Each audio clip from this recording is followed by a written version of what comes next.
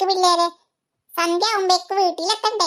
ഞാൻ അമ്മയോട് പറയുന്നുണ്ട് ആന്റി, എനിക്ക് തല വേദനിക്കുന്നു ആന്റി, എനിക്കും വേദനിക്കുന്നു.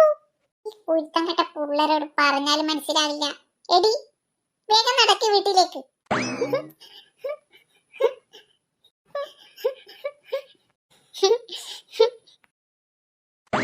ആന്റി വെറുതെ ദേഷ്യപ്പെട്ടതാണ് കേട്ടോ. പിന്നെ തലയിൽ കെട്ടിവെച്ചത് പാത്തുനോട് സുലൈമാൻ ഖാനോട് മക്കളെ പറയരുത് കേട്ടോ. ആന്റിയുടെ മുത്താണ് രണ്ടാളും. വേ നടക്ക്, ആന്റി ലേസ് വാങ്ങിത്തരാം. മോനിക്രൂ എന്തോ അത് ചേച്ചി, ഈ ആന്റിയെ പാമ്പിനെ കൊണ്ട് കുത്തിക്കണം. കടിച്ച പോരിക്രൂ, അന്ന് പേടിപ്പിച്ചിട്ടില്ലേ ഈ ആന്റിയെ? അതുപോലെ പ്രേതത്തിന്റെ ടെസ്റ്റ് ഇട്ടിട്ട് നമുക്ക് ഈ ആന്റിയെ പേടിപ്പിച്ചാലോ? ആ ചേച്ചി, ശരി. അമ്മയുടെ ചക്കര ബാബ വന്നോ? രണ്ടുപേരുടെ മുഖത്ത് എന്താ ഒരു ക്ഷീണം പോലെ. കുഞ്ഞാമിത്ത പലഹാരൊക്കെ വാങ്ങി തന്നിട്ടുണ്ടാവും അല്ലേ? ഉണ്ടപ്പൊരി, ഉണ്ടപ്പൊരിയാണ് വാങ്ങി തന്നത്. ഇനി വീട്ടിലേക്ക് കേറ്, എന്നിട്ട് നമുക്ക് മിണ്ടാം. പാത്തു, നിന്റെ പിള്ളേര് നല്ല പിള്ളേരാ. എനിക്ക് ഈ ആന്റിയെ കാണുമ്പോ തന്നെ ദേഷ്യം വരുന്നു. എനിക്കും. മോനെ, ആന്റിയോടൊപ്പുള്ള യാത്രയിൽ എങ്ങനാ? ഒന്നും പറഞ്ഞിട്ടില്ലല്ലോ, പറ കേക്കട്ടെ.